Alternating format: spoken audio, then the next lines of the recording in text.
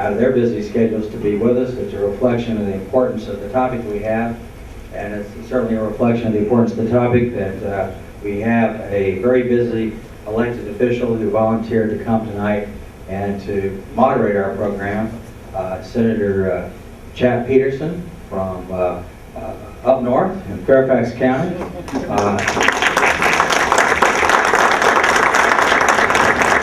Chap is back in the Senate after previous service in the House, and had spoke to us a few years ago when he was a candidate for another office. So we can expect to see him more than once or twice, I suspect, here, even though we're out of his local community.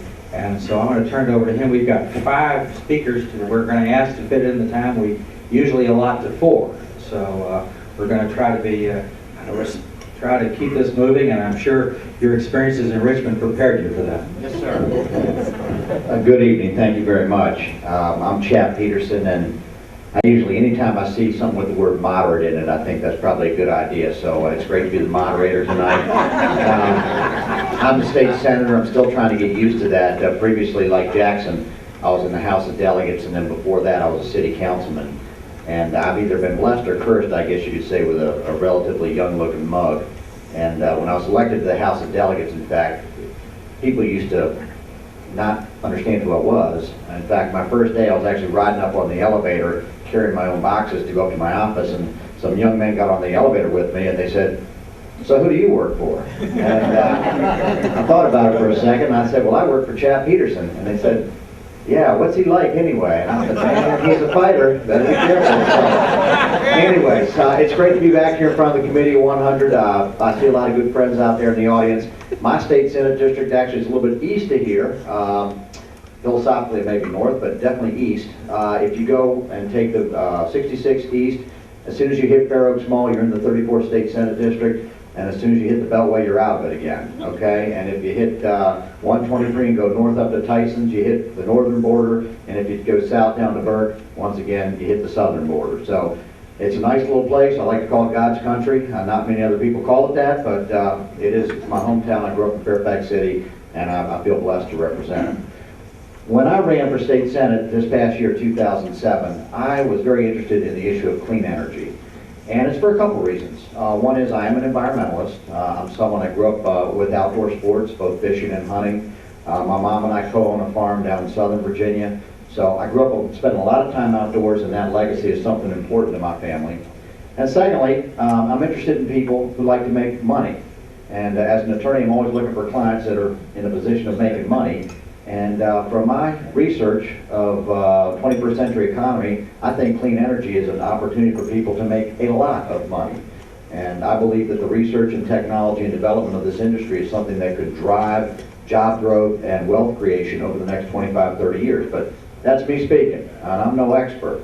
But the point being is that I became interested in clean energy, and this year in the General Assembly, I brought the Clean Energy Future Act, which was a very ambitious, some might say too ambitious, proposal to mandate by state law renewable energy portfolio, which means renewable energy is solar, hydro, geothermal, and other clean energy fuels, to mandate that as part of our energy portfolio in Virginia, and at the same time cut down on the demand side, actually try and reduce demand so we can reduce our overall carbon output, which of course is critical to the issue of global warming as well as just our overall use of our precious resources. So that's how I got interested in this subject. My bill was defeated in the Commerce Committee, so I'm not coming here on a chariot or anything to talk about a successful legislation, but rather someone that went down unsuccessfully. But I'm a young guy, and I plan to bring this issue back and fight for this issue because I believe it's one that, like I said, is critical in the environmental role of Virginia and also in the economic role of Virginia. Having said that, I'm not a speaker tonight. We have some experts on this panel, and I'm going to introduce them ad seriatim, which, as I understand from law school, means one at a time. And the first one is Matt Groff with the Prince William County Public Works. Let me just quickly read Matt's bio here.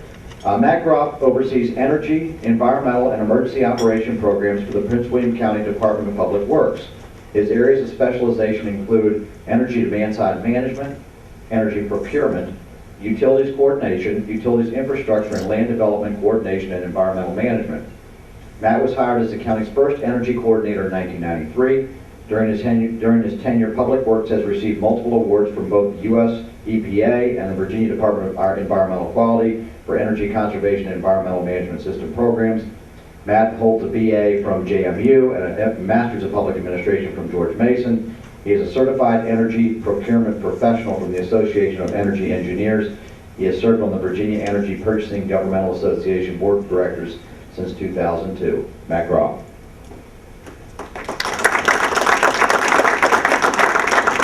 Very much. I was talking with Dr. Majan at the dinner, and he said a lot of you probably weren't aware that Prince William County had an energy coordinator, but I'm actually started in 1993 and as an intern from JMU, and then in 1995 we actually launched our energy program in 1993 and 1995. We came officially with an energy coordinator position, and I've been in that role ever since. I'm going to go ahead and get someone to advance the slides for me.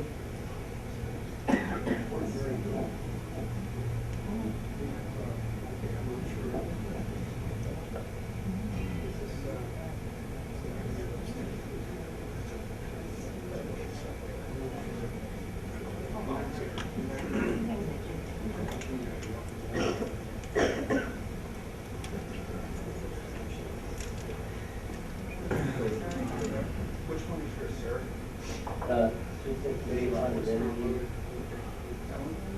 no. There we go. Okay, the objectives. I just want to give an overview of the county's energy program and also talk about our environmental stewardship initiatives.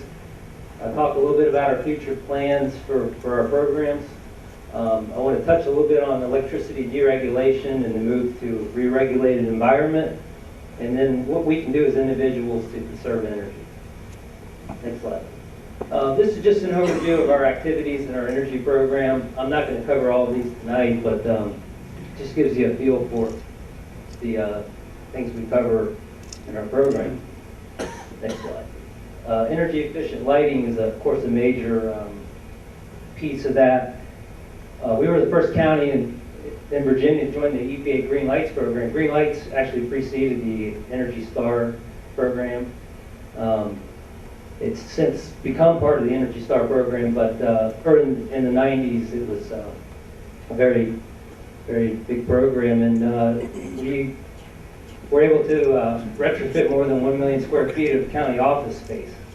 County office space, we don't have, we have many medium, small, somewhat large-sized facilities, but in total we're over 1 million.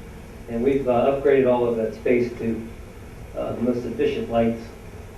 And then we were actually awarded from the EPA Green Lights 2 awards for our efforts in that area. Next slide. We've also, in our larger buildings, we have building automation control systems that control the mechanical and the lighting systems. We're able to do night setbacks, weekend setbacks when the buildings are not occupied, and we also use programmable thermostats in some of our smaller and medium-sized facilities to accomplish the same types of activities. Whenever equipment's up for replacement, we replace it with the highest SEER rating equipment we can find. And of course, we replace roofs and windows with foam type, with the roofs foam type systems that are very efficient. We also have geothermal heat pump systems at our Princeville Courthouse and school. When we are in the Energy Star program, the Development Services building, in fact, we just got preliminary numbers back on that. We think that that is going to qualify for the Energy Star rating. It's preliminary, but it has to be verified by a third party, but it has so far met the criteria for Energy Star. Energy procurement, Mr. Peterson mentioned Virginia Energy Purchasing Governmental Association. I've been a board member of that since 2002. We primarily were Our charter is to negotiate with Dominion Virginia Power for contract rates, and Virginia rates are not set, government rates are not set by the commission, they're set by contract, so we negotiate with Dominion. We also have a legislative and regulatory monitoring function, and we try to educate our board members and the public about those activities at both bodies.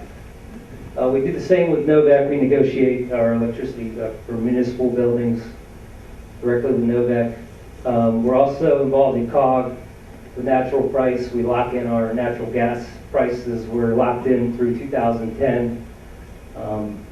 We try to do that for price stability, budget planning. And then, of course, we're involved in the energy policy through COG. COG is the Council of Governments, if you didn't know, and it's localities from Maryland, Virginia, and DC, and we do regional planning at COG. Renewable energy, some of you may be aware, but at the landfill, we capture methane gas, and we convert that gas into electricity and sell it back to the grid. Not all of the gas is currently being produced into electricity. A lot of it is being flared. So we're looking to any of that gas that's being flared to add more machines and be able to produce more electricity. And the electricity that we currently produce is enough to power about 1,200 homes. And we're also very close, we're in the design stages, but very close to implementing where we'll be able to heat some county facilities like the animal shelter, the fleet building, the landfill administrative building, some of the buildings that are in close proximity to the landfill. We're going to pipe the gas and replace the propane heating that's currently in place. Oh, and also we've purchased wind energy renewable credits. Actually, we did that as an air quality attainment measure, it's a voluntary measure.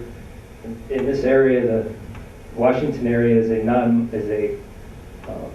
moderate non-attainment area, so we're trying to meet attainment by 2009, and this is one of the measures that we've taken and the steps towards that. We're aware that our website needs to be improved, and actually we're going to launch a new website on March 1st to have improved content about energy and environmental, more central. So right now it's kind of information spread out all over the place, but so look for that May 1. We're also on Saturday in the McCourt building at the Canadian Plaza. There'll be a big Earth Day event. I encourage you to come out. It'll be from 10 to 2. These are I've bulleted out some of the other activities that we're involved with in educating the public, and we hope to ramp that up even more. Next slide. I don't know if you're aware, but the Department of Environmental Quality has a program called VEEP. It's a Virginia Environmental Excellence Program. It's modeled after EPA's, they call it the ISO 4000 program. And we've actually have 5 county facilities now that have earned the E3 certification, or exemplary environmental excellence, and we're real proud of that.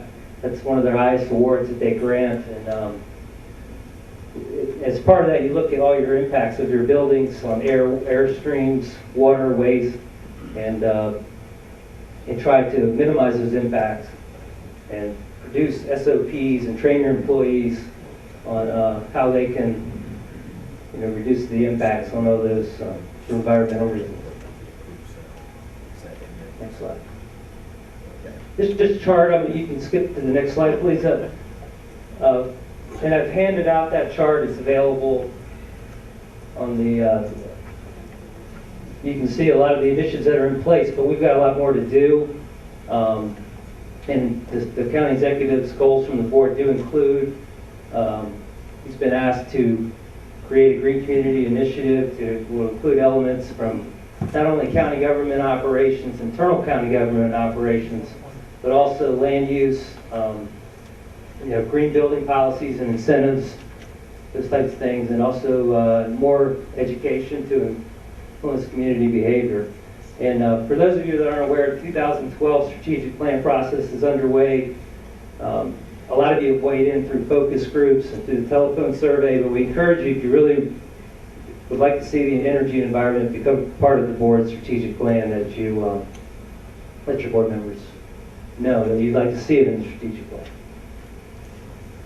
Just real quickly, Virginia has moved from deregulation to re-regulation, except for the very largest customers who still have customer choice options. In our view, in VEPCA's view, your rates are going to increase significantly, and I've set a white paper on the back that VEPCA produced and encourage you to review the white paper. If you have any questions, you can give me a call, or there's contact information in there if you want to learn more about the 2007 legislation. Next slide. And just want to encourage you to, when you choose, replace your appliances, to choose energy efficient appliances, to use compact fluorescent bulbs. Be sure to dispose of those compact fluorescent bulbs at the county landfill. There is a residential household hazardous waste. They do contain mercury, and you should take them there, not just throw them in the trash. You need to seek to understand your energy bills. I don't think, if I ask people, do you know what you pay for energy? A lot of people don't know what they pay per kilowatt hour, so I encourage you to understand, participate in the residential demand side management programs. I think Mike Curtis will touch on Novak's program, and does help the grid. And then be sure to check the EPA website regularly. It's a great resource. Thank you very much. Thank you very much, Matt. Alrighty. Next up, we have, on behalf of Dominion Energy, we have William Murray, as I know him, Bill Murray. Bill currently serves as a Managing Director, Corporate Public Policy for Dominion Resources Security Incorporated. In his capacity, Bill manages public policy development and analysis for Dominion on issues ranging from climate change to health reform. That's a range. Bill supervises the corporate public policy, the staff, and assists in state and federal relations. Previously, he had served as the legislative director for the office of Governor Tim Kaine and as the deputy director of policy for officer of Governor Mark Warner. He and I never disagreed when I was in the House of Delegates, never. He serves as an adjunct professor at Virginia Tech and helped to establish the Virginia Tech Richmond Center. So, Bill Murray. Thank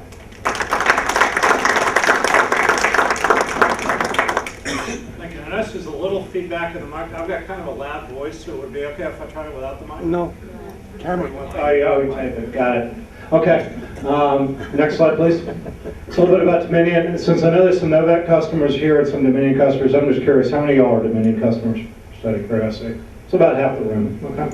We are headquartered in Virginia. We've got about 17,000 employees total, of which a little less than 10,000 are here in Virginia. Let me show you the next slide just quickly, because I'm going to mention a little bit about carbon. Dominion ranks in the top third of U.S. utilities in minimizing carbon intensity per megawatt. That's a mouthful. And what is this? It's probably a proxy for how much nuclear we have. Nuclear power does not have carbon emissions. We do more nuclear power than average for a utility. We've got 4 nuclear units in Virginia. We have 2 in Connecticut, and we've got 1 in Wisconsin. So we are a leading operator of nuclear. We're looking at an additional nuclear unit in North Anne I'll mention briefly towards the end. So in any event, that's why our carbon intensity is a little less than the average utility. And that leads to the next slide, please. The challenge that we have is growth in our service territory is expanding, or both growth in population, growth in the economy, and demand for energy. I'll show you a slide in a little bit, shows demand over the last 25 years. And so the challenge is, how do you meet that rising demand in a carbon-constrained era, where climate change really is? I think most folks, I'll ask our moderator, for example, most folks would say carbon is probably going to be the preeminent environmental issue going forward, at least for the rest of my lifetime.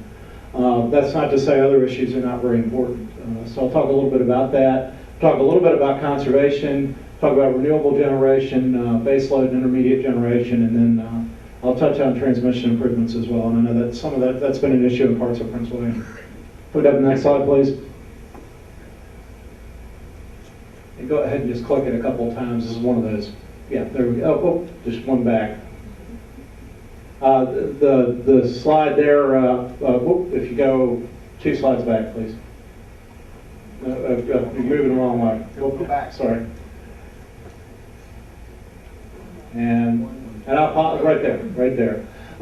This was basically environmental issues as of the last decade, and that what you did is you dealt with criteria pollutants, mercury, sulfur dioxide, nitrogen oxide, and you tried to minimize those. We've done a good job doing that.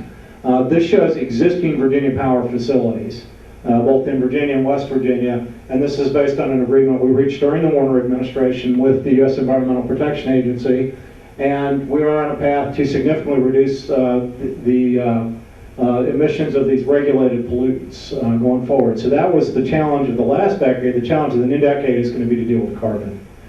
Put up next slide, please. This is an estimate from PJM, the regional transmission organization we belong to. We're the southernmost member of PJM. And Virginia is the fastest growing state within the region in terms of population, economy, and also electric demand. That's not surprising given that we're in a region with the Northeast, because in general, southern states have been growing faster than northern states, and I don't have any great explanation of that other than my experiences. I prefer to be places where I'm warm versus where I'm cold. And I'm originally from Binghamton, New York, so my family, like many other families over the years, ended up moving down here from the Northeast. So that's the rising demand. I would point out we're already in the hole about 2,000 megawatts, and Virginia right now is the second leading importer of electricity, second only to California. So it's not like we start from having a lot of excess capacity. So as this growth takes place in the context of needing more energy already. Next slide, please. This shows demand over the last 25 years from 1983 on, and as you can see, we reached our all-time peak. Dominion Virginia Power is nearly 100 years old. We reached our all-time peak last summer in August. You may recall that week in August where we're consistently over 100 degrees. Nearly just almost 20,000 megawatts when we reached that 2 summers ahead of forecast.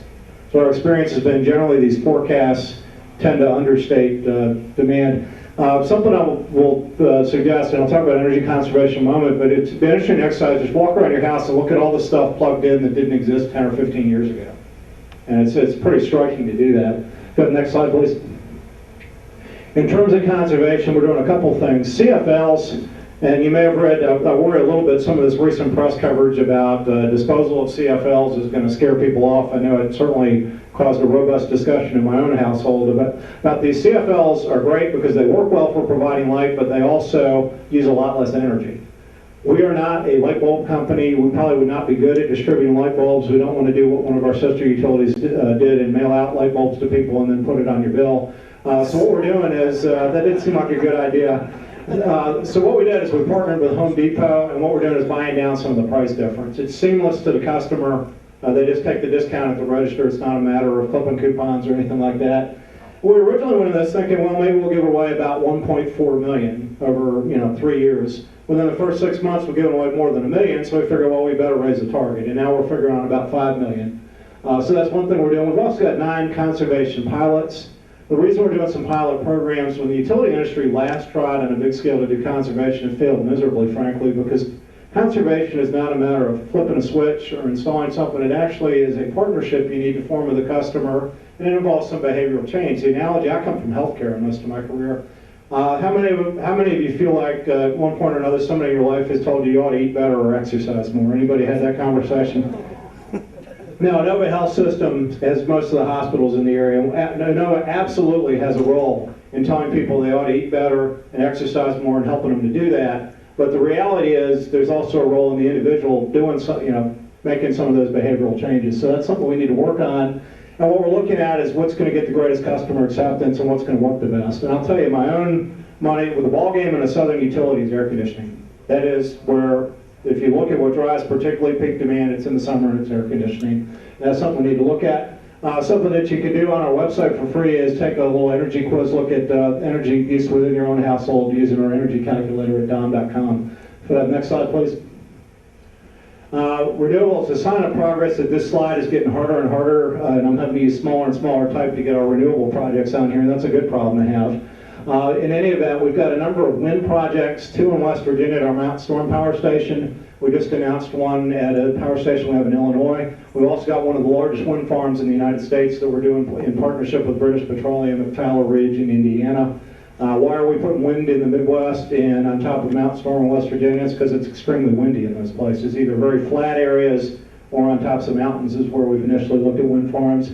We've got an RFP for renewable energy in Virginia. We're looking at a number of sites in Virginia for various types of renewable energy. We've also got some existing renewables, including, if any of y'all know where the Homestead is, we've got one of the largest pumped storage facilities in the U.S. Think of it as a giant battery. That's particularly important for, takes a reservoir, drains it, preserves the energy. It's like a giant battery. That's particularly important for making renewable resources like wind dispatchable, in other words, available to the grid when you need it.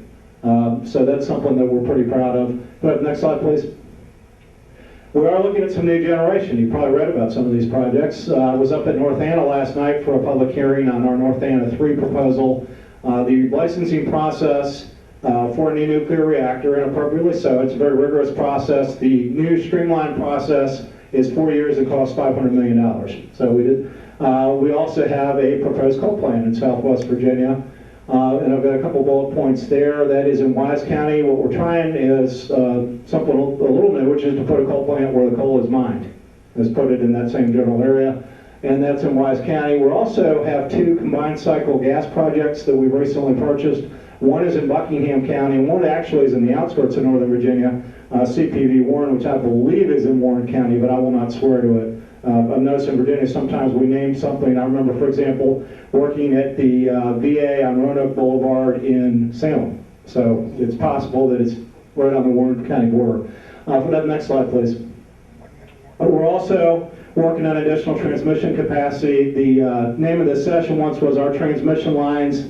The answer, well, they're the answer sometimes. They're the answer when you don't have enough transmission capacity. And if we have the final slide, on underground and transmission lines, there is a pilot program that's been approved by the Corporation Commission for a line in Stafford. Delegate May also brought a bill which passed this year to establish 4 pilot projects for 230 kV or below, kind of the medium-sized transmission lines, and putting part of all of those underground. And that's something you'll be hearing and seeing more of in the future. So thank you very much.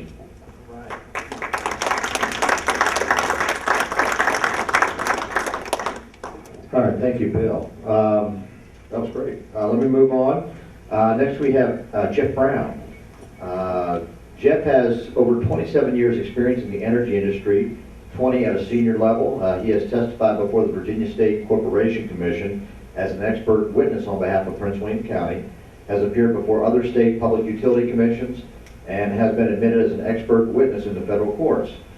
His areas of expertise include energy economics, independent power plant development, and energy management. And that's Mr. Brown, Jeff Brown.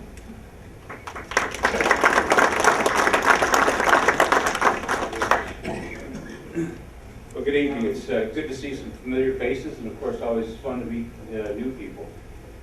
Senator Peterson, you're absolutely right. When the energy environment, there are some large dollars at stake. Some big opportunities, there are also some big costs. And what I'd like to talk to you about tonight are some perspectives on the economics of energy for Prince William County. There are a couple of economic realities we need to keep in mind. One is that the cost of fuels, oil, gas, coal, are rising and will continue to rise. Emissions caps are likely, probably penalizing coal and benefiting natural gas and nuclear power generation. And in Virginia, the price caps that were legislatively mandated several years ago are going to come off this summer, probably in July. How rapid those price rises will be is yet to be determined, but we only need to look north to Maryland to see what kind of an impact price caps coming off can have. So all of these factors will impact Prince William County and its businesses. And the residents' electricity costs will likely rise, maybe precipitously. So how do you deal with these economic realities? Well, sitting around and wishing that this hope economic tsunami will not take us down is not the right approach. There is no silver bullet. There's no one solution to the energy challenge that is going to solve the whole problem. It requires a balanced approach that takes advantage of all of the assets and resources that we have at our disposal. I'm suggesting that this balanced, multifaceted approach will require the coordination of a number of different fuel types and energy solutions involving businesses, the government, and consumers at the residential level. We should start with this countywide energy conservation program, recognizing that the cheapest watt is the one that you don't use. Programs such as NOVEC has with its conservation programs, leadership that Prince William County government has taken, are all examples of the kinds of things that we need to do and we need to do more aggressively. We need to focus not only on how much energy we use, but when we save it. One of the realities of power generation is that it is highly variable. During a hot August day, power can be sometimes 10 times as much as we pay for it here on average. So it's important that we understand something about a concept called demand response.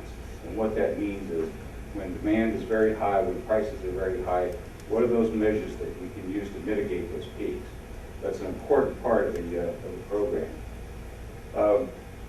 One of the things that can be done to help that is a concept called real-time pricing. Right now, everybody pays on their electricity bill one price, whether it's August or December. Real-time pricing is where consumers actually see that variation in power cost on the wholesale market. And it's extremely important as we go forward that customers have the ability to see what those consequences are, so that knowing that prices are high on a hot August afternoon, probably not the time you want to run the dryer. I've got a couple of slides up here that I'll speak to in just a minute. I'll just kind of run through these comments quickly before we get to that. We need to make investments in renewable energy. Things like wind power are all very important. Solar, photovoltaics, those are all coming technologies, and the economics of those are improving as we go forward. And it's projected that within a couple of years, we can see photovoltaic energy production that it rivals the grid cost of power. Within the county, we need to look for supply options that use clean technology such as wind. We've seen that the county government has taken the lead role in that. And I challenge the utilities, both Dominion and NOVEC, to continue their efforts in that area. Another thing that we need to do is we need to build power plants that are close to the load. It's one of the things that was important that we found during a lot of our studies in the power transmission case is that having generation close to the load center has a big impact on reliability and has a big impact on the cost of energy production. So projects such as the Limit Ellis Power has proposed here in Prince William County are beneficial to the county's energy reliability as well as the economics. Now, having said that Prince William County has taken a position somewhat opposing the transmission line, we also need to recognize that transmission is something that may be needed. And we need to have an understanding within the county government and the business community as to what the benefits are, why we need transmission. Certainly when you've got wind farms that are remotely located from where we are, that power has to get to market somehow. So transmission is not necessarily a bad thing, but it is something that needs to be looked at very carefully. So, in summary, the recently issued Virginia Energy Plan discusses all of these options and makes special note of nuclear energy. It's a good starting point, but there's an understanding of the issues and the trade-offs that are associated with all of the options is very important in developing sound energy policy. Crafting a good policy means making informed choices. And we hope that forums such as this will continue to be held and will continue to allow the business community as well as the residents of the community to take advantage of that knowledge. And one of the things I've heard a lot of discussion about, and there's been a lot of commentary about the limits of conservation, and that's why I wanted to show these couple of graphs that I've got up here. What you see on this one, we're looking rather messy, but it does tell a story. And what this is the energy intensity of the major world economies. In other words, how many BTUs are consumed per dollar of GNP produced. And you can see there's a wide dispersion between them. You can also see that for the most part they're trending downwards. What that says is that over the course of the last 20 years, that the world's major developing and industrial economies have been reducing their energy consumption as their economies have grown. So reducing energy consumption and economic growth are not opposing powers. In fact, they're quite coincident. One I would point out is that steep red line there. That's China. Very interesting that China has been decreasing its energy intensity while it's been getting a lot of publicity for having increased the amount of consumption of energy that it has had. The straight blue line in the middle is where the United States and Sweden fall. So we're right in the middle of that group. If you go to the next slide, what this slide shows is the compound rate of change in energy consumption. The United States is towards the far right side. So we're doing pretty well in terms of reducing our energy consumption as we continue to grow our economy and produce more energy consuming products that are in our homes and businesses. Now, if you go to the next slide, what this is just a cleaned up version of the first one you saw. The United States is that blue one on top, next is France, followed by Japan, Germany, Japan, and the United Kingdom. And the gap between the United States and the economies of Japan, United Kingdom, France, and Germany represents the potential that we've got for conservation. So I think what we can all say is that there's a lot of untapped potential in the pool of conservation that the United States has. And it is a very significant number. It's about 1.5 times as high as we have in Western Europe. And I don't think we've ever seen anybody say that Western Europe and Japan are suffering for the lack of economic benefit. So that concludes my comments. Thank you very much. And Senator Peterson, back to you. Thank you very much. All righty. 2 speakers left, and then we're going to open it up to questions. Next is Mike Curtis. Mike Curtis is Vice President of Public Relations for NOVEC. I'm sure a lot of folks are familiar with NOVEC, where he is responsible for internal and external communications and government relations programs. He has worked for the cooperative for over 30 years in various capacities. He has represented NOVEC on the board of the Prince William Greater Manassas Chamber of Commerce and the board of the Prince William Chapter of the American Red Cross. A native Virginian, he is a graduate of Virginia Tech and currently resides in Stafford County. Mike Curtis.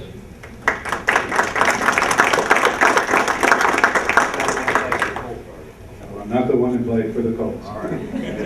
Thank you, Senator Peterson, and thank you, Committee of 100, for inviting me and for inviting NOVEC to be part of this. And I just wanted to mention right off the bat, this is our 25th year of being NOVEC. Our roots in Prince William County go back to 1940, but in 1983, Prince William Electric Cooperative consolidated with a small cooperative headquartered in Leesburg to form NOVEC. And we like to think that it has been 25 powerful years. So you'll go to the next slide, and this slide has 3 different bullets, and it'll take 3 different hits to get them all up. Hopefully the rest of them will come up the way they're supposed to. I forgot to change this one. But about half of you probably are NOVEC customers based on the earlier survey. So if you are a NOVEC customer, you know who we are. If you're not, you may not, because we're a small player compared to Dominion. We have about 140,000 meters now, and I think they have 2.3 million.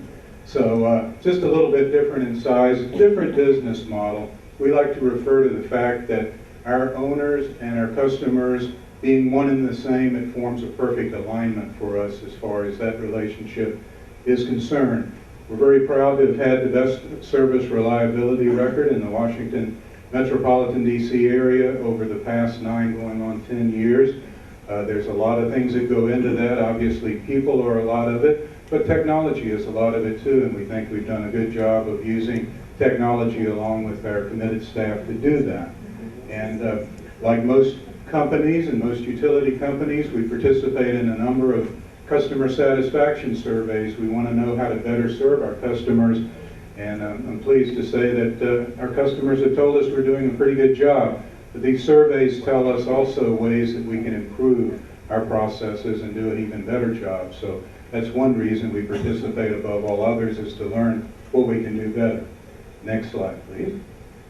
And just another few quick facts. 651 square mile service territory covering portions of 6 counties. The majority of our customers are here in Prince William County. And we have 6,466 miles of line, and yes, I guess there's another bullet or 2 still missing. if you'll hit it again. Our corporate headquarters, of course, are here in Manassas, and as I mentioned, we're at about 140,000 customers, and in the electric cooperative world, that makes us pretty large. We're about the 10th or 11th largest electric distribution cooperative in the United States. But again, it's a whole different world than the one that Dominion has. Okay. And again, this is just a pictorial of our service territory, and being customer-owned, our customers service our board of directors and are elected by our customers. Next slide. We've been concerned about being a good environmental steward for many years, certainly as long as I've been there, and as was mentioned, that's been over 30 years now. But we've always had a responsible vegetation management program as far as our easements and our rights-of-ways are concerned. And the idea there is to be able to protect our facilities the way they need to be protected, but also to preserve habitat for birds and small animals at the same time. We have geothermal heating systems in 2 of our office buildings. We recycle everything from cardboard to cable and oil and just about anything that you can think of, and have been doing that for many years. We've installed the latest generation of energy efficient lamps in all of our offices to improve that aspect.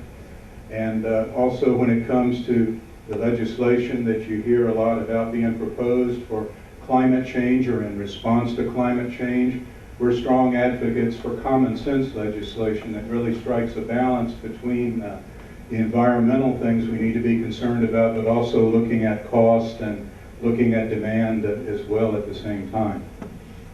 Next slide. Availability of green power. We buy our power from Old Dominion Electric Cooperative, headquartered in Richmond, Virginia. We do have in that power mix some small portion of hydropower comes from a federally owned dam, the Southeastern Power Administration, on the Virginia-North Carolina border. There's also, as you heard from Matt, some landfill gas generated that's added to the grid from an OVEC customer, a very good OVEC customer. We also, through Old Dominion Electric Cooperative, have an ownership in the North Anna plant that Bill was talking about. One of the best and best operated nuclear generating plants in the entire country. And we're proud to have that partnership, and nuclear is green. Certainly there are some concerns with what do you do with the waste, but you know, it is clean. It doesn't put particulate into the air, so I think it needs to be recognized as such. And we also, through ODEC, partner with Dominion at the Clover Generating Facility, which has been recognized more than one time as one of the cleanest coal-fired plant east of the Mississippi River. And I think we're fooling ourselves if we think we can exclude coal from the picture altogether. They have a very ambitious and good plan for Southwest Virginia, and actually are taking some components that would be waste and possibly pollutants in our streams and turning them into energy. So I think that has a lot of potential, and we're hoping that they'll be successful with that. Wind and solar power presently not available to us through ODEC, but they are looking at those renewable resources as well. Load management was mentioned, and I'll mention it just briefly with a couple of slides here, and I'll tell you that if you're an OVEC customer and you're interested and you're not a participant in that program, there's brochures that are available in the back that explain the program in more detail, or apparently they're on your tables too. So if you're not a participant, I would encourage you to participate.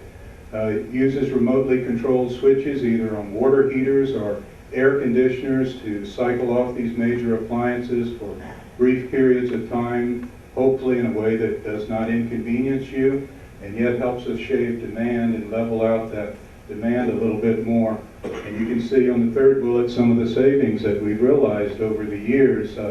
2006, about $4 million we shaved off of our wholesale power bill, about 2% with that program. And last year, our preliminary estimates say it's going to be somewhere about the same figure, maybe a little less. The temperature extremes were a little less last year. But over the last decade, over $40 million. So we'd love to have you participate in that if you're interested.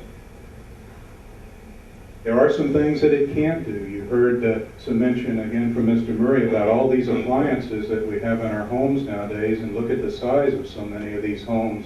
And it doesn't control the use of all these other appliances, nor does it reduce the number of new homes that are being built. The economy's taking care of that, at the moment on a short-term basis, but we know for every down cycle that it's going to cycle back again, and many of those plans that are on hold now will come to be in the future. So it's not going to keep that growth from happening, and ultimately it's not going to keep the need from having more transmission capability or capacity in this Northern Virginia area to meet that demand. And I would mention that what that last bullet said, in case you didn't see it, that even with our program in place, and it's been a successful program for us since 1979, we still, are falling far short of, that being the answer. It's not an answer. We've increased our demand. It's part of an answer. We've increased our demand by 40% in the last 6 or 7 years, even with that program in place. We do, as was mentioned earlier, again by Bill, certainly promote our customers to reduce the waste. And we try to do this several ways. We do it through our website, our magazine, our bill inserts. If you'll go to the next slide, we rolled out a new advertising campaign. This year we're calling it the Use It Wisely campaign. It has some print, TV, and radio elements, focusing on what all of us can do in a small way. And if we all do those small things collectively, it can make a big difference.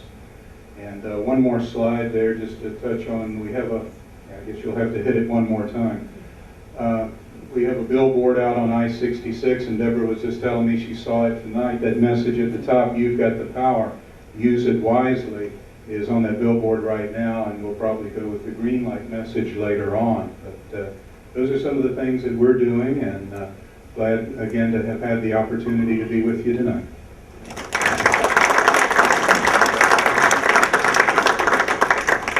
Alrighty, Mike, thank you very much.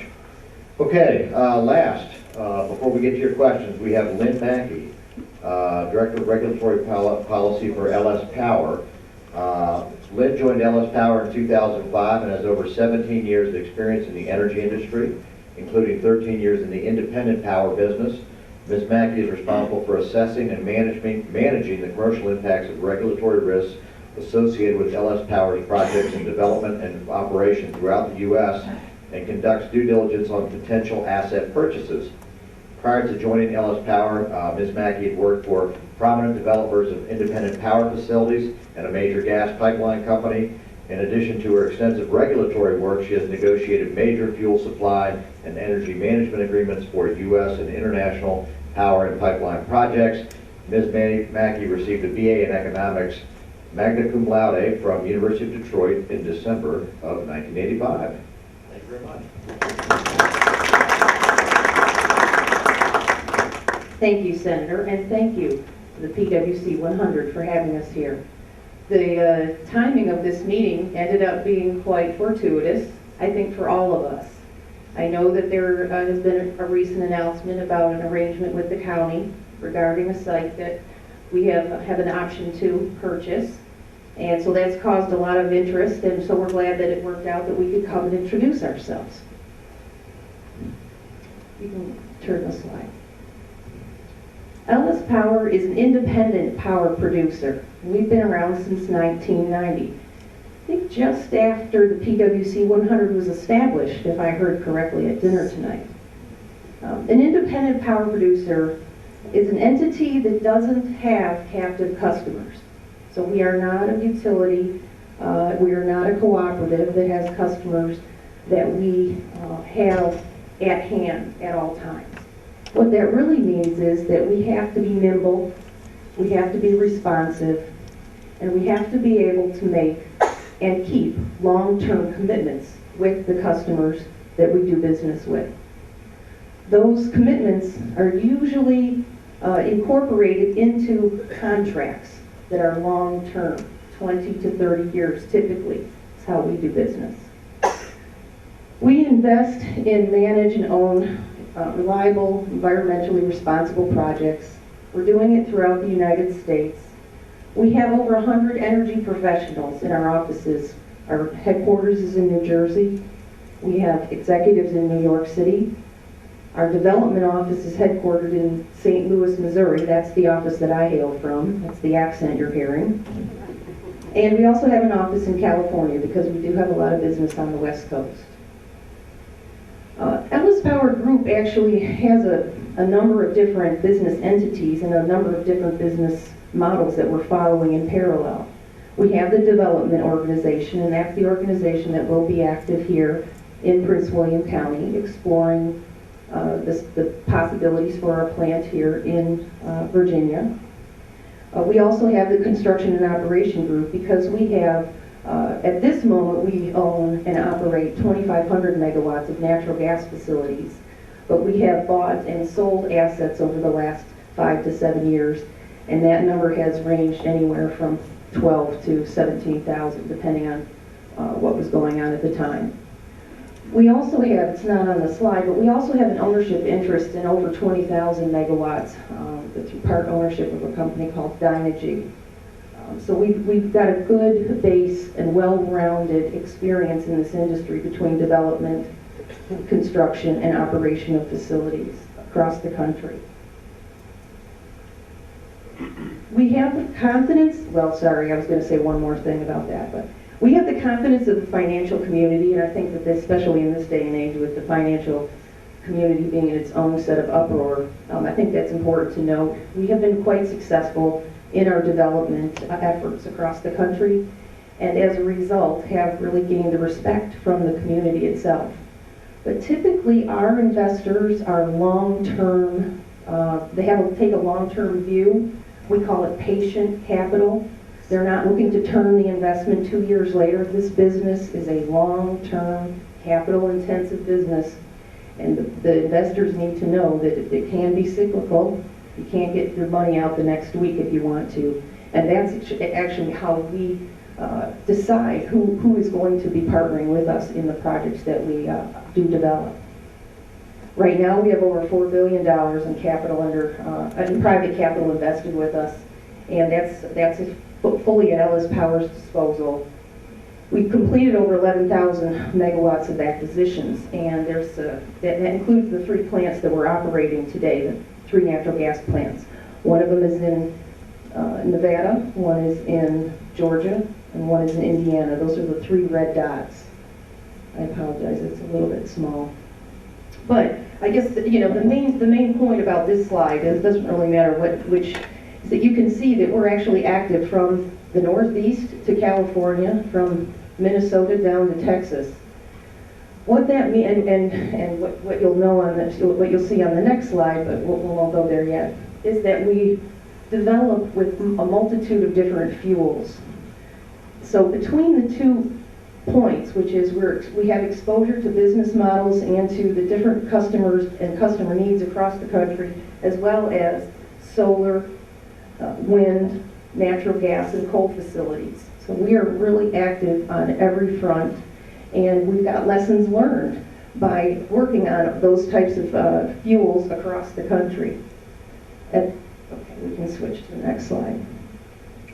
This slide's just to really show you that the expertise that we're bringing to this examination of Northern Virginia for a power plant that we would potentially build, own, and operate, is that it's one in a line of many that are under development by our company at this time. We have, as I said, solar, natural gas, coal, and wind. They're happening all across the country.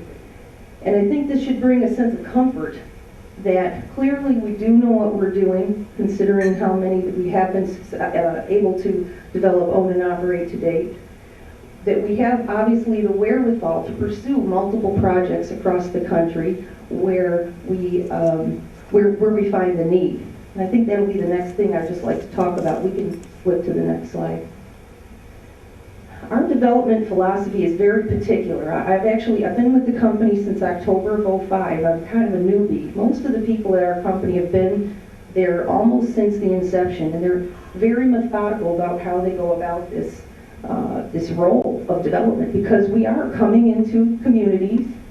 It could cause some heartache and some consternation. It definitely is going to bring change, and we can understand and appreciate that. As a result, what we try to do is make sure that the community is as well informed as possible, as we know what our plans are, and as the decisions and the next steps forward are being made. We do our best to keep the community informed because they need to be supportive of our projects. We've had a number of speakers mention it, and I think it's completely valid. I fully agree. You know, the infrastructure, electric infrastructure of all types, has been underinvested over the last 20 years across the country. What that means for an independent power producer, to be frank, is that there's lots of places to do business. And so we want to be in the places where the community wants us to be. Otherwise, we can go find somewhere else. It's you know, the effort and the education process and the investment of time and resources by a private company means we want to make it a happy relationship. Once you put one of these power plants down, you ain't going anywhere forever. So we want to make sure that we're working hand in hand with the community. Okay, go ahead. As far as the Northern Virginia site, you know, as I had said earlier, we are really in the very early days of this process. I call it the twinkle in the eye stage. There aren't a lot of questions that we can answer for you today about our effort here. But what I can tell you is that, which is also reinforcing what the other speakers have said, which is this is extremely high growth rate in this area. And, you know, I mean, that's something that does need to be addressed. And from a portfolio aspect, I should say, should incorporate multiple different solutions in the early stages. So a new power plant in the region may or may not be a solution that is the be-all, end-all.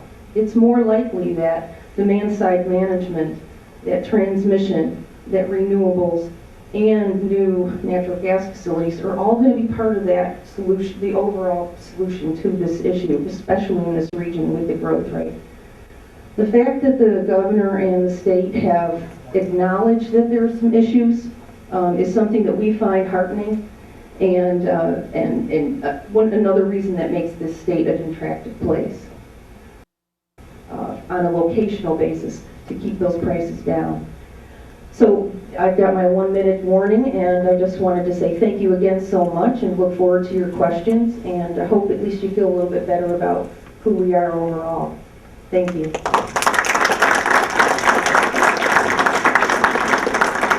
Thank you very much. First of all, thank you to all our presenters, and I want to thank the Committee of 100. That's really an all-star group. So congratulations on getting all these folks here. I'm going to ask the first question, because I've been over here kind of... I need 2 minutes. All right. While Jim's changing the tape, I'm going to tell you a joke. My dad's an economics professor at George Mason University. He told me about a colleague of his that used to go all over the United States giving lectures. And he had a driver that took him everywhere. This is back in the old days before they had the internet. And the driver used to take him around. He said, you know, you're not so smart. He said, I can do what you can do. And the professor was enamored with that. He said, well, tell you what. He said, I'm going to blankety blank state this weekend. I'll let you give the lecture and I'll drive the car. So they changed positions, and the driver had the professor chauffeur him to the lecture hall. And the driver walks up on stage, and he's wearing a suit, and the professor's in the back wearing a driver's suit. And the driver proceeds to give this lecture about economics, flawless lecture, no problems. About a 20-minute lecture. And then he says afterwards, he says, okay, that's my lecture. He said, who has questions? Well, there's all these grad students in the audience, and they're all trying to show how impressive they are, so they all ask questions. And he's heard all these questions before, so he answers all the questions. Then finally there was this one brilliant PhD student, and he raises his hand, and he asks this incredibly complicated hypothetical question. And the driver hears it, and he listens to the whole question. He said, that's the stupidest question I've ever heard. He said, that question is so stupid, my driver could answer it. And sure enough, the driver came up and he answered the question.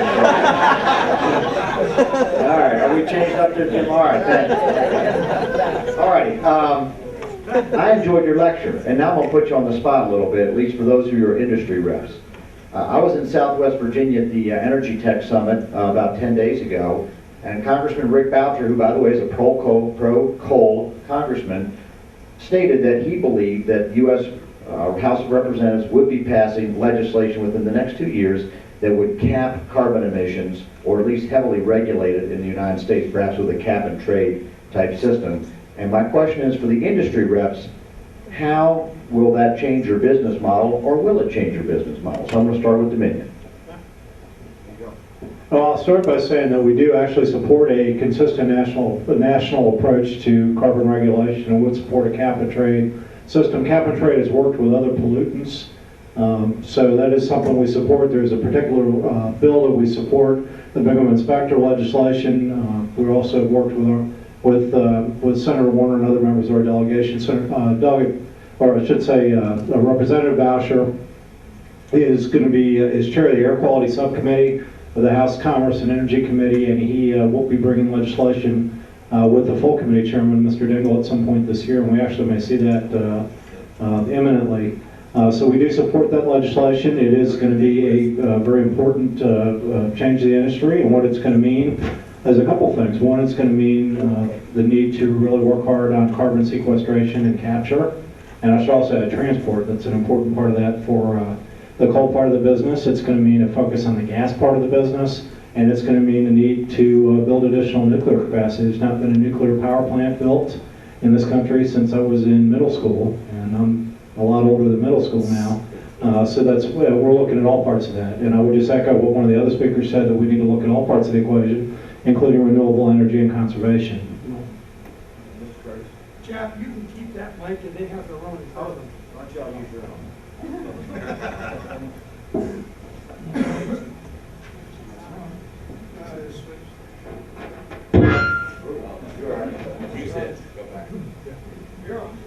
Okay. Well, we don't actually generate, but again, through our national association, we're concerned and Just hold it close and you'll be fine. okay. Through our national association, we very much agree with what Mr. Murray just said, that there has to be that common sense approach that looks at all sides of the equation, and there's a way to balance this. And as I said in my presentation, I don't think you can just say coal is out of the picture. There's just too much of that resource. We just need to learn how to use it more effectively, more efficiently, cleaner than perhaps we've ever done in the past. And I pointed to the Clover coal plant as being the cleanest east of the Mississippi, but there's more that can be done, and the Southwest Project, I believe, is going to demonstrate that. We'll get your own. Pass that one up the table. Go ahead. It's working. Go ahead. Okay, sorry. Ellis Power agrees really with the other two speakers on that issue, and we also believe that there will be cap and trade legislation passed, and we fully support that on a federal basis. As you could see, but with the map, when we're from one side of the country to the other. I mean, we've got two main points when we're talking about greenhouse gas legislation in Washington, D.C. with the Congress people. The first one is, please make it consistent across the states, because otherwise the only benefit, I mean, there is no benefit. It ends up being a cost, and it's a cost back to that ratepayer at the end of the day. If we have to figure out which rules we're going to follow, which hoops we need to jump through on a state-by-state basis. So if they could please make it consistent. And then the second one is to ensure that whatever legislation is ultimately passed, that there is a place for new entrant power. And that's not just about independent power producers, but that new power plants themselves are not penalized or overly burdened in this process. And the reason for that is because unless we can get new power plants built, whatever the rules end up being, unless those power plants can be built, there will be pressure to keep older ones online, and the older ones are the ones that are, at this moment anyway, certainly causing dramatic amounts of contributions to the U.S. CO2 energy intensity, as that slide said. I mean, I believe Dominion gets some kudos for discussing retirement of an existing plant as part of their evaluation of going forward with their coal plant, and I think that's that's one of the, well, certainly from the plants that we're developing, that's certainly one of our goals, is to make sure that the existing old ones get shut down as the new ones are getting built. All right, I'm going to turn it over to the audience, and I guess I'll start with the gentleman right there. Could you walk to the microphone, please? And just, I guess you all know the procedure better than I do, but just your name and magisterial district. Just talk. Just talk, okay. I'm Dr. John Pozwinski. I live in Gainesville District. I've been a resident here since 1970, and I've really seen this place grow like, wow. Anyway, two things I don't understand. One is, you know, the center of the earth is molten iron, supposedly, and I don't understand why we just don't, to me, you just dig a hole, and we get all the energy we need. And then we're being bombarded constantly by the sun, all kinds of energy. So I would just address the panel, I don't care who addresses it. Why aren't we using more geothermal, and why aren't we using more solar? Come on, guys. I'll give it a first shot anyway. I think you're right. I was nodding my head when you were saying that. As you know, one of the major sources of CO2 emissions today are actually volcanoes. That's not a cop-out. We need to do something about it on a power plant basis. I'm just saying, ironical.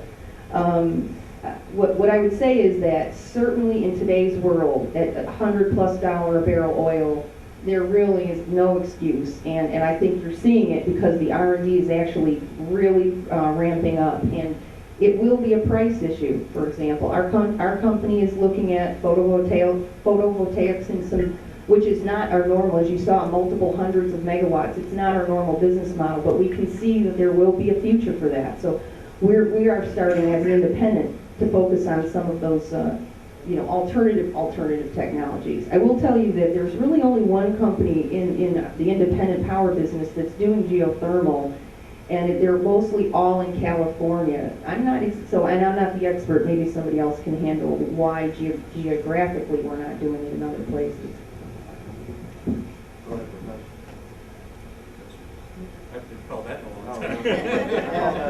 Get it up close.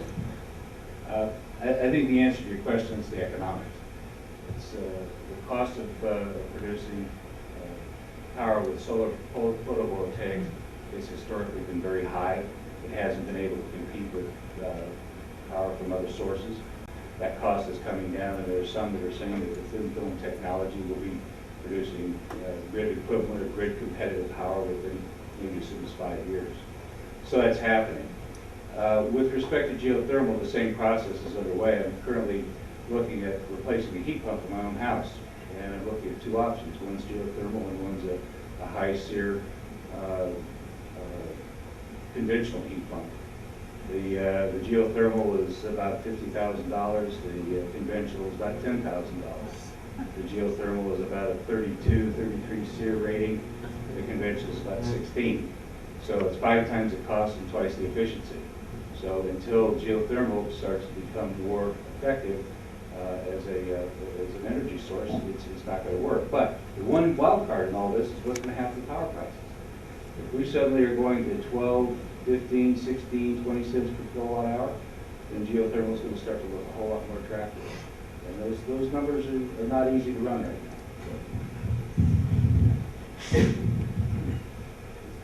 And I will just add that at Dominion we're open to all sorts of energy. One of the speakers mentioned that we're going to need a lot of different sources. What we did on renewables in Virginia is put out an RFP for anything anybody had that would work at utility scale. And that is probably the one requirement is we would not do extremely small projects. We have, as has been mentioned, 2.3 million customers in Virginia. And so what we're looking at are fairly large scale projects where we're open to any source of energy that is economic. I've told Senator Peterson this story. I was talking to the governor of Florida at an energy conference. He said, well, look, I remember a few years ago when I was in the legislature talking to energy companies, and they said, well, you know, we're not sure about renewable energy. So wait a minute, this is the Sunshine State, and this is the place where we have hurricanes all the time. So surely we could make solar or wind work. So that's something I think you're going to see. He's really seeing a watershed movement in the electric industry in the last decade, and I think you're going to see more of that in the future. All righty, who do we have next? Questions? Yes, ma'am. coming tonight. My name is Brianna Altman, and I'm in the Coles District. And my question is in regards to the electric utility re-regulation that will go into effect in July. Is it good or is it bad, and why?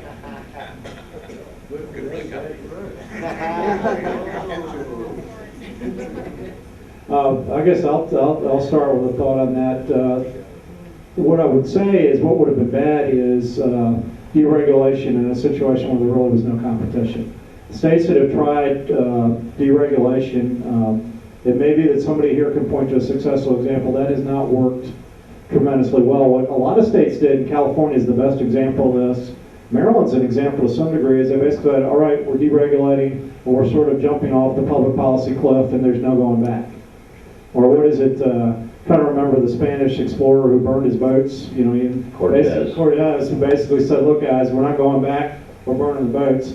What the Virginia legislature did is it did not burn the proverbial boats. It allowed utilities to keep their power plants.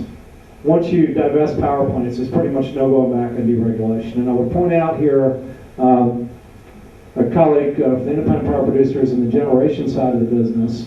Novak is in the distribution side of the business. What Dominion does is all three parts of the electric business. We generate energy, we transmit it over long distances, and then we distribute it to individual homes and businesses.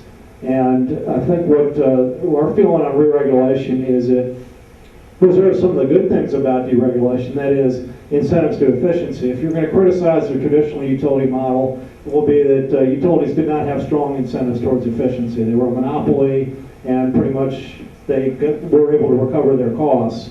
What this legislation does build in are some incentives for efficiency, and Virginia Power during deregulation got a lot more efficient. However, what did not happen is we didn't have a lot of competition materialize for economic reasons that I am not smart enough to explain. But the reality is we didn't have competition. Competitive energy markets emerged really in any state. There are certainly independent power producers. What you didn't get is competition in the distribution side of the business. There are some economists who would argue that energy or electricity is to some degree a natural monopoly. In any event, what the re-regulation legislation does is it doesn't allow utilities to raise rates a penny without approval of the Independent State Corporation Commission. And I think if anybody who's dealt with them can attest they are fiercely independent. They're often called the fourth branch of government in Virginia. And what I think the re-regulation legislation does is takes away some of the uncertainties that you had of what would happen if you have a deregulated environment. You don't have competition. It also provides incentives for new generation. I think one common thing you're hearing here is there is going to be a need for new generation of some type going forward. So that's a short explanation of one question.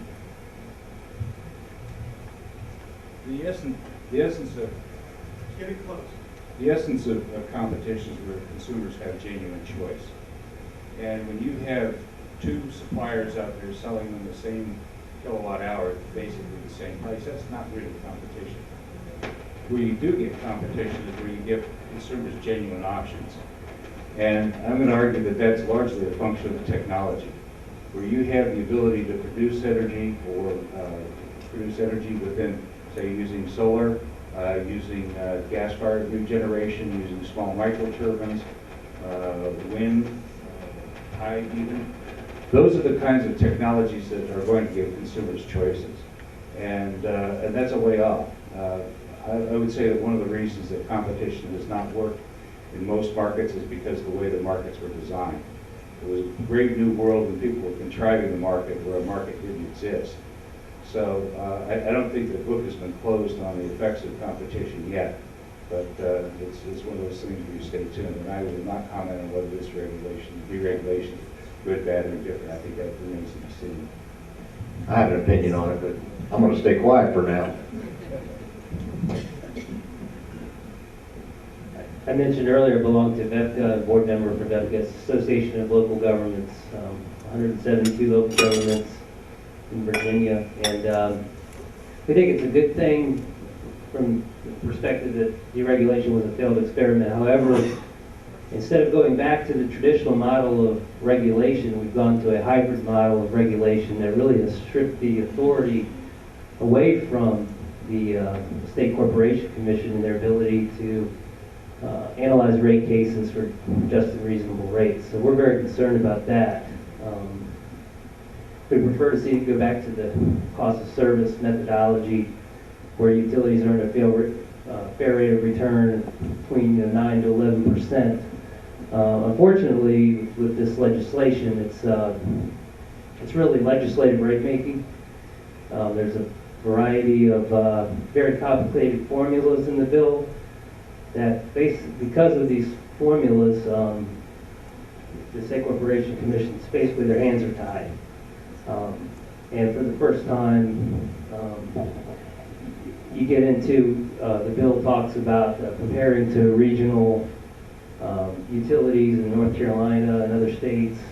That was not part of the traditional model. So while in Maryland and Delaware, rates went up 70% when they went to the market. We're not going to the market, but we feel that rates will increase significantly over the next 5 years to the point we'll be up in that 70% range. And again, there's very detailed information in the white paper about how that's going to happen. And what you're going to see, and probably within 5 years on your electric bill, is up to 10 different riders where or construction bonuses for power plants. We think there's very good potential for overinvestment in power plants. Renewable portfolio standards, there'll be a rider for that. There'll be a rider for environmental compliance, so on and so forth. And so, concerning. All righty, that was a great question. Yes, sir. Oh, I'm sorry. Well, I was going to say, would you like to say anything, Mike? Well, my belief is that the General Assembly got it more right than wrong. Is it perfect? Probably not. But again, I think Virginia traditionally is a go slow, cautious state, and they were cautious at the beginning to put some safeguards in place and not require a Dominion to sell all their generation like they require Pepco to do in Maryland. And that sort of set up that scenario for failure with a catastrophic result. And I think that, again, the legislature was wise to see what was happening in the rest of the country, and that it wasn't working the way that it was promised that it would work back in 1999, and that it was better to pull the plug now and go back to a form of regulation. And it is often called a hybrid, and Matt's right about that. But at least, again, you do have to go through a process before rates change, and I think that that's important. And I think it's yet to be seen how it'll all play out, of course, but I do think they got it more right than wrong, and I think they'll be watching it very closely. One of the things I didn't say during my presentation was that LS Power's business model, an IPP that doesn't have captive ratepayers, needs these willing customers. And so our business model is to build significantly sized utility scale generation projects and pull multiple customers together typically to allow those customers to achieve the economies of scale, but to allow us who's had the expertise and have already gone through the learning curve, negotiated construction contracts and fuel contracts and wastewater treatment agreements, etc., to allow these entities to cobble their demand together. That means that we have actually, in most cases, been the successful winner of RFP processes. These entities that we end up doing business with, we have our plant that's under construction in Arkansas has 17 different municipalities and co-ops and load-serving entities that are going to be taking power when that plant goes in service in 2010. We have to present in a package, in a bid package, all the reasons why they should make a commitment to us and why it was okay for us to make a commitment to them for 30 years. This is something that we think is a bread and butter basic for America, really. And I'm happy that Dominion is continuing to use RFP processes for their renewable projects. I think what happens when you use RFP processes is that you get the smartest brains all across the world applying themselves to the issues that need to be addressed, for example, here in Virginia. Why shouldn't the citizens of Virginia have the Spanish considering to do solar? That's what they do. They do bread and butter solar. Why shouldn't the citizens of Virginia have those as options? Using RFP processes opens up the market, opens up the state, and invites people to come in and bring solutions to the state. So I would say that while there has been some re-regulation, companies like ours, which are the ones who are building, we're not selling to the retail customer typically, we can still work within this process to the extent that Dominion and the other entities in the state are interested in considering other solutions besides their own proposals. Yes, sir. Next question. Hi, I'm John Maher from Manassas. Question I have, Virginia is a coastal state, and we have a lot of infrastructure, manufacturing infrastructure to build ships, seagoing devices. What plans do you have to use, the other form of renewable power, partly solar, but also from the moon, tidal and wave? Do you have any plans to do wave farms using tidal forces for renewable energy?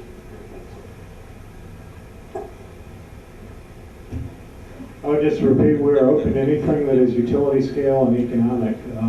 I will not purport to be an expert on tidal energy because I'm not.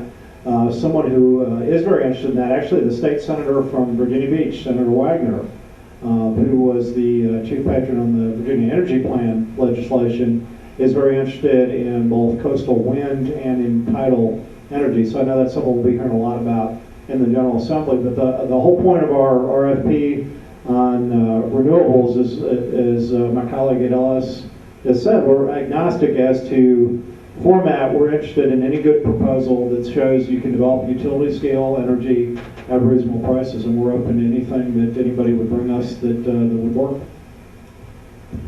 I'd just like to make a pitch for support from the citizens for government research and development. I mean, most of the tidal power proposals that I've read about, and I'm not the expert, I admit that, right up front. I was a cheerleader in high school. But this is something that typically, for example, I know Scottish Power is working on something in the North Sea. That is an entity that's got funding from the government to do those types of things. Companies like independent power companies, that's one of the reasons, for example, we aren't proposing nuclear plants. It's much harder for us to look at a 15-year development and permitting time horizon compared to some companies that have the captive customer model.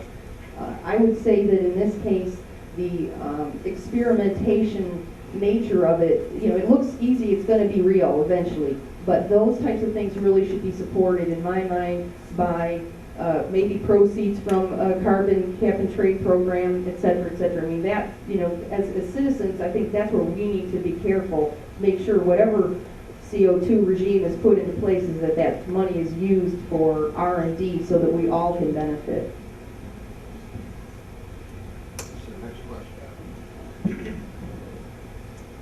Jack Kuyumjan, I'm in the Occoquan Magisterial District, and I just wanted to harken back to our original title for tonight's event, that lights out Prince William County, is there a plan for energy future? And just ask, at first, to thank all the panelists, you're all wonderful. And I'm just wondering what 2 or 3 items you would recommend or think to offer decision makers, the U.S. Congress, the governors, the state legislatures, 2 or 3 items that ought to be in a plan for our energy future. Something that, and I'm talking generically, every one of you brought wonderful information here and coalesced and provided perspectives that are very educational. But if you could share with some thought regarding 2 or 3 items of what we ought to be thinking about for our energy future. And perhaps to start with Matt, and as a county government rep and a great resource for the county, I might add. Thank you.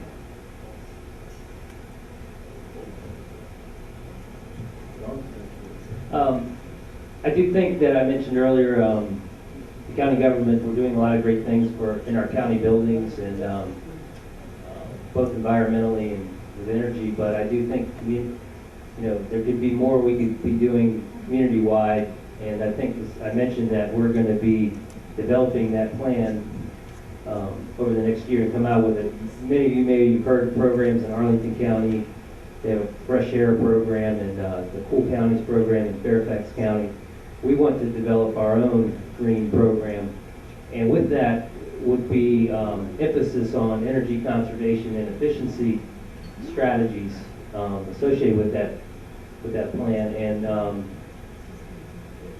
that would include not only incentives and land use policies, but also education of the public on conservation and demand response. And I don't think people understand that the electricity, if you think about your cell phone, people know that they're charged more to use their phone during the highest peak periods, but they don't make that connection with energy because we don't have time of use rates. And because a lot of these, the controversy over transmission lines and infrastructure, it's really the summer peak period, and a lot of times that new infrastructure is needed just to cover very short durations of time during the hottest summer days. If we can educate the public more about shifting their load usage, then we can reduce that need. And so we definitely want that be part of our plan, and then also, green buildings use less energy. In Virginia, it's a uniform statewide building code. Localities do not set the building codes, but I think localities need to be more aggressive in going down to Richmond and pushing for stricter energy codes for buildings so that we can reduce or we can conserve better to reduce that need for infrastructure. I guess I'd respond with two thoughts, and I agree with what was just said. I'd add two other thoughts. One, this is a pretty good example of a challenge for federalism, and that is to say there's some things which would be most appropriate for the federal government to do. If, for example, climate change is a global problem, so it makes sense that we ought to address it with our national government. And we ought to actually work internationally as well, but that's certainly something that the federal government has an important role to play. Building codes, which you just mentioned, is a very good thing for the state to look at and set a consistent standard that's traditionally been the role of the state, and then to look at the appropriate roles for local governments as well. So I think there's a role for every level of government. I really would emphasize what's been said about technology. This is a great country in terms of what we can do technologically, and I'll just tell a little anecdote from my own career. My first job out of college was as a hospital administrator at a VA hospital, and this was back in the late 1980s. And at that time, if you suffered a stroke, the real question was A, would the patient live, and B, which nursing home would you get them in if they did?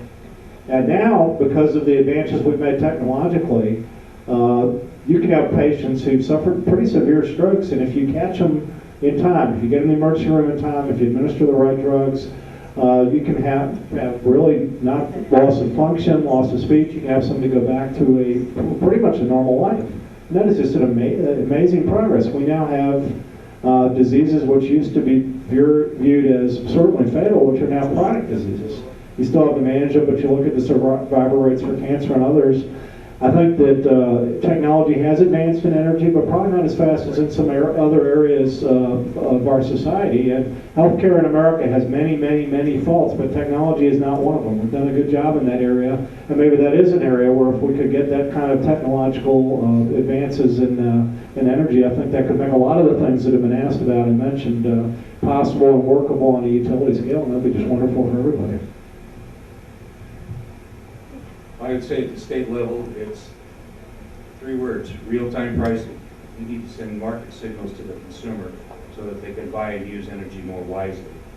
At the federal level, one thing I would recommend is consideration of nuclear fuel recycling. We hear all of this, the discussion about Yucca Mountain, Nevada, as a repository for all of this nuclear waste we've got. I got to wondering, why do we hear the same kind of arguments out of France? You produce 75% of its power with nuclear energy. What about Japan and Korea? They don't seem to have a nuclear fuel reprocessing their storage problem. And the reason is that the United States is unique among industrial countries in that we do not allow nuclear fuel reprocessing. The consequences of doing that, of reprocessing nuclear fuel, is one, you get about 3 times as much energy out of the original pound of uranium that came out of the ground, and 2, the waste is reduced substantially. I was reading an article in Scientific American about this, and I recall it's about 1/4 the volume results. And the last one is that the half-life, the danger period of the nuclear fuel is reduced from hundreds of thousands of years or tens of thousands of years to hundreds of years. So I would say that we need to reverse the policy imposed on us by the Carter administration to start to implement nuclear fuel recycling. Well, as a small electric distribution cooperative, I think one of the most important things that we can do is to continue to lead by example. And one thing our customers have told us in those surveys that I spoke about over and over again is that they want to know more, they want to be informed. And it's, I think, incumbent on us to see that they are informed and given practical, again, common sense types of things that they can do to improve their own wise use of this product of electricity. Those of us that have been around a little longer kind of say every once in a while, haven't we been through this before? Weren't we in the 70s? Well, we didn't learn necessarily from that time either, because as soon as times got better and the oil embargo was over, we happily went back to our wasteful ways. And this time, maybe it's going to be different. There's a couple of things. The technology, certainly, you know, we have a technology and a capability today that we didn't have then. And I think we've got one more important component is a greater sense of urgency, that we're all in something very important together. So those are the things that I would add. And then I guess I would just close on that question with a request that the leadership of this county really take ownership of these energy issues and help educate the regular citizens who understandably fear change and fear upheaval. But if the leaders, as you have been thoughtfully listening to what we've had to say today and are interested in discussing all of these issues further, already you're ahead of the game. This is, you know, I do this job across the country, and I've had very few opportunities to speak to groups like this who have an active interest in doing what's best for the county and the citizens of the county on an overall basis. So I would say, do what you're doing and do it some more, and then do it some more again. Thank you. Okay, tell you what, we're coming to the end here, and first of all, I want to thank our panelists again. I think there's more brain power up here than you're going to find most places. And I learned more tonight.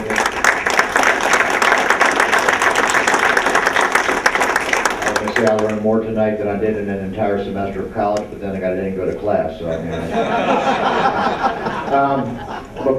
going to give you one tough question that you haven't been asked yet, and you're only going to get 30 seconds to answer it, and that is, should we stop building coal-fired power plants until we can find a way to produce clean coal? No. Yes. Well,